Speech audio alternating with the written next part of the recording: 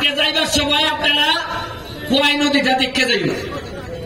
মরা কয় নদীটারে কিতা করছি আমরা, আর আগে কিতা আসিল ময়লা না দৈরে এমনি আতঙ্ক লাগতো। এখন এটার মধ্যে আমরা স্পিড বোট চালাই। এই স্পিড বোট চালাইতে গিয়ে এটার তলে পড়ে গেছিলাম কেন? তলে পড়ে উপরেটা দিকে আকাশ দেখা যায় না, দেখি উপরে খালি স্পিড বোট দেখা যায়। তখন আধা মিনিটের লেগে মনে হয়েছে মনে হয় মরবো।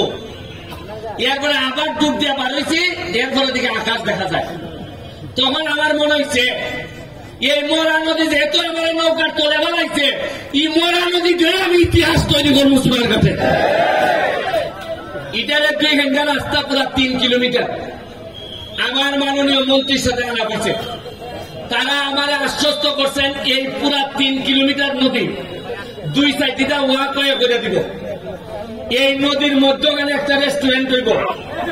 আপনারা একটা গিয়া নদীর মধ্যখানে ঝুলন্ত রেস্টুরেন্ট, এখানের মধ্যে গিয়া আপনারা খাওয়া দাওয়া করবো। একটা দারুণ রেস্টুরেন্ট হইব।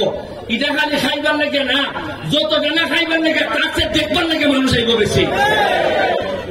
আইন আপনারা এই যে মার্কেট, সাইকেলা মার্কেটের লেগে লিস্টে নাম দেওয়া হয়েছে আপনারা এই বাজারে, সবজি বাজারে সাইকেলা মার্কেটের লেগে। এটা আমি থাকতো এই মার্কেট আমি সাইকেলা করে দেব, তবে আমার তাড়াতাড়ি হয়ে যাবে। এটা এই বছরও বললাম না, যদি আমাদের মাননীয় মেয়র তিনি যদি আরেকটু অ্যাক্টিভ হয়ে আমাদের সাথে।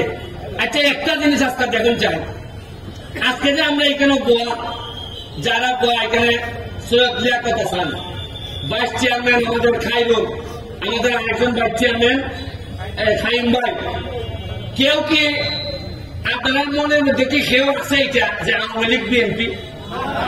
সবাই ভাবতেছে এরা সোনারঘাটের, এরা সোনারঘাটের বাচ্চা। এই হিসাবে মনের মধ্যে তো দলীয় কোনো কুন্দর নাই। আরে সোনারঘাট